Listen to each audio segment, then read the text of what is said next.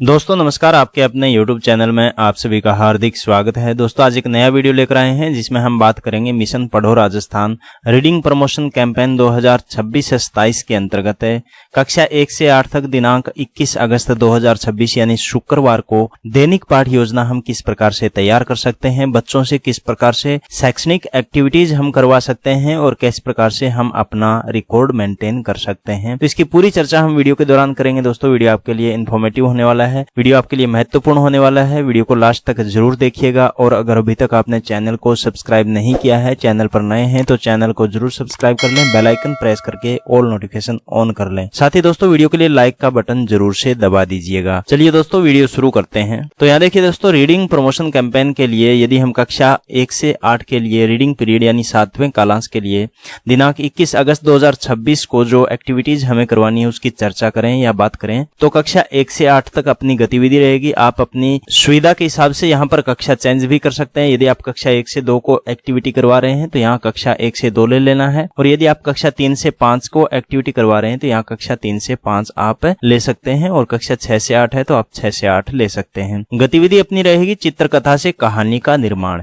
यानी अपने को बच्चों को कोई भी चित्रात्मक कार्ड या बुक दिखानी है। ऐसी कोई भी बुक है जिसमें चित्रात्मक कहानी दी गई हो, केवल चित्र दिए गए हों, और उनसे बच्चों से हमें कहानी बनवानी है।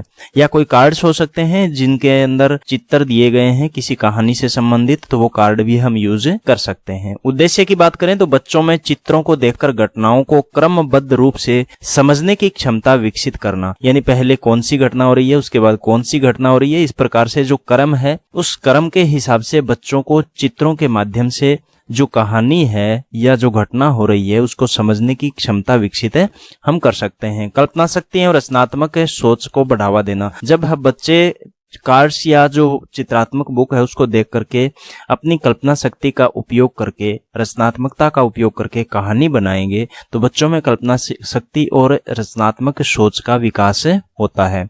बच्चों में अभिव्यक्ति कौशल का विकास करना, यानी बच्चे हैं वो जो कहानी बनाएंगे वो अपनी भाषा में कक्षा के अंदर अभिव्यक्त करेंगे, बताएंगे, सुनाएंगे, जिससे अभिव्यक्ति कौशल का भी विकास होगा, मौखिक भाषा कौशलों का विकास होगा।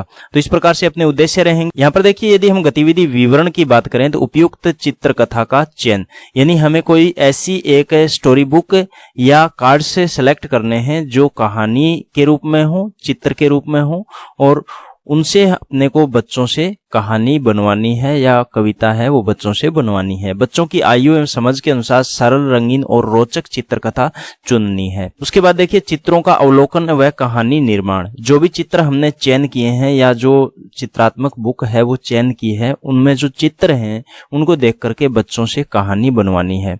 बच्चों से चित्र में दिखाई देने वाले पात्र, वस्तुएं और घटनाएं पहचानते हुए कहानी निर्माण का कार्य कराया जाएगा। यानी बच्चे हैं वो चित्रों को देखेंगे, उनमें कौन कौन से कैरेक्टर्स हैं वो देखेंगे, कौन कौन सी वस्तुएं हैं, कौन कौन सी घटनाएं हो रही हैं, उनको पहचानते हुए अपने शब्दों में कहानी बनाएंगे। बच्चों से पूछा चित्र में क्या हो रहा है और आगे क्या हो सकता है। बच्चों के विचारों को क्रम से जोड़ते हुए कहानी बनाने के लिए प्रेरित किया गया। तो हमें बच्चों से इस प्रकार से कहानी बनवानी है।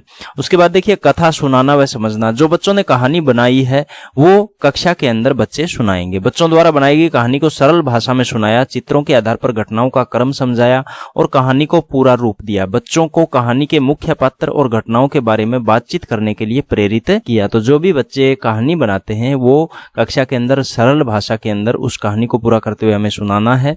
बच्चे भी सुना सकते हैं, और बच्चों से जो कहानी के मुख्य कैरेक्टर्स हैं, मेन कैरेक्टर्स जो हैं और जो घटनाएं हो रही हैं उनके बारे में चर्चा करने के लिए अपने को प्रेरित करना है। सामग्री की यदि हम बात करें तो चित्रकथा सेट, कोई भी कार्ड्स का सेट हो सकता है या कोई बुक हो सकती है जिसमें ओनली चित्र दिए हुए हों, किसी कहानी से संबंधित बुक हो तो वो भी हम यूज कर सकते हैं। तो दोस्तों इस प्रकार से 21 अगस्त 2026 को हम कक्षा 1 से 8 के लिए चित्रकथा से कहानी निर्माण जो गतिविधि है वो संचालित कर सकते हैं, इस गतिविधि का आयोजन कर सकते हैं। और बच्चों से विभिन्न प्रकार की शैक्षणिक जो एक्टिविटी है वो करवा सकते हैं। दोस्तों पूरी जानकारी देने का मैंने प्रयास किया है। उम्मीद करता हूँ वीडियो आपके लिए इन्फॉर्मेटिव रहा होगा। अगर वीडियो अच्छा लगा हो, पसंद आया हो और आपके लिए उपयोगी रहा हो तो वीडियो को ज़्यादा से ज़्यादा लाइक कीजिएगा, अपने फ्रेंड्स के साथ शेयर कीजिएगा। और अगर अभी तक आपने चैनल को सब्सक्राइब नहीं किया दोस्तों, चैनल को जरूर सब्सक्राइब कर लें, बेल आइकन प्रेस करके ऑल नोटिफिकेशन ऑन कर लें। चलिए दोस्तों फिर मिलते हैं एक नए वीडियो के साथ, तब तक के लिए जय हिंद, जय भारत।